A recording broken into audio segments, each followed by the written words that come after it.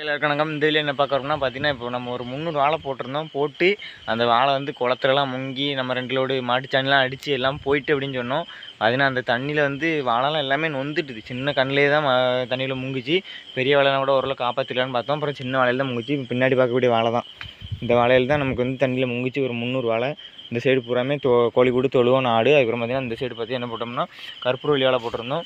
அது உங்களுக்கே தெரியும். நல்லா நல்லா இது கற்பூரவள்ளி வந்து ஓரளவு வளர்த்தியாக தான் இருக்கும். இது வந்து கொஞ்சம் நார்மல் வாழையை விட குலை வரைக்கு வந்து கொஞ்சம் லேட்டாகும். ஒரு மாதம் கிட்ட ஒரு மாதம் ஆமாம், ஒரு மாதம் லேட் ஆகிரும். நார்மல் வாழை இப்போ நாட்டு வாழை அது மாதிரிலாம் குலை வரைக்கும் இப்போ 10 மாதம் ஆகும். இது வந்து 11 மாதம் ஆயிரும்.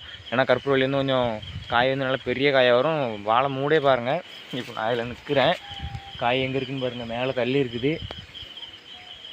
இந்த இருக்குது நமக்கே எட்டாது. கையேச்சி துள்ளினாலுமே எட்டாது. வாழையே நல்லா பெரிய வாழையாக தான் இருக்குது. அப்புறம் நம்ம வீடியோ பிடிச்சதெல்லாம் லைக் அண்ட் ஷேர் சப்ஸ்கிரைப் பண்ணிக்கோங்க. இதில் எதுவும் கமெண்ட்டில் எதுவும் என்ன கேளுங்க.